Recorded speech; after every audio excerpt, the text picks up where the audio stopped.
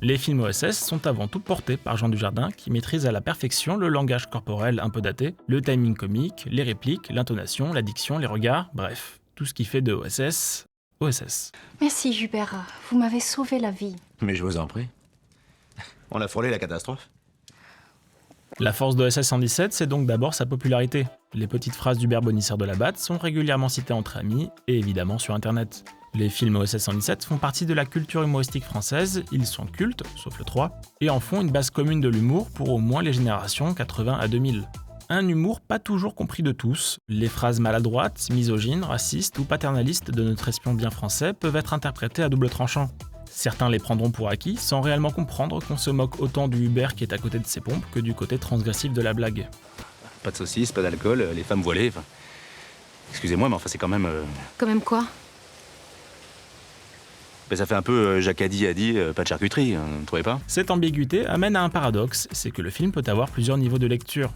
Vous pouvez vous limiter à la blague en tant que telle, ou comprendre que c'est le personnage qui ne vit plus avec son époque, mais faut-il encore le comprendre? Vous vous moquez. C'est donc normalement autant la remarque de Hubert que la réaction des personnages en face qui lui amène le côté humoristique. Un humour un peu à la The Office dans lequel le personnage balance une énormité, et la caméra fait le contre-champ sur ce qui reste bouche bée par ce qui vient d'être dit.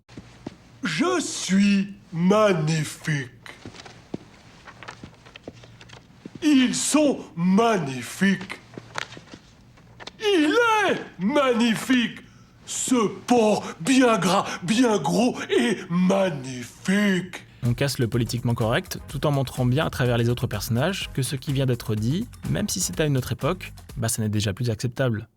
Vous êtes la secrétaire de qui alors? Et ça fonctionne d'autant plus qu'OSS est un enfant. En tant que spectateur, on lui pardonne ses écarts comme s'il n'était pas pleinement conscient de ses actes, et les films jouent sur cette ambivalence entre la provocation et l'innocence, comme dans The Office, encore une fois. Et même si Hubert Bonisseur de la Batte est toujours bien apprêté, enfin, quasiment toujours, il n'en reste pas moins immature. Et ironiquement, ce côté immature colle à merveille avec le côté paternaliste. On sent qu'on lui a inculqué dès le plus jeune âge des stéréotypes, des préjugés, et jamais dans sa vie il ne les a questionnés. Il considère que ce sont des vérités, que ce soit sur la religion, les femmes, les hommes et les rapports entre les deux, même si lui semble tirailler sur sa propre sexualité. Pour moi, un homme doit aller avec une femme. Le reste, c'est de la perversion, de la maladie mentale, n'en parlons plus. A few moments later. J'aime ce qui se passe. Mais on est d'accord, c'est notre secret, ça reste entre nous.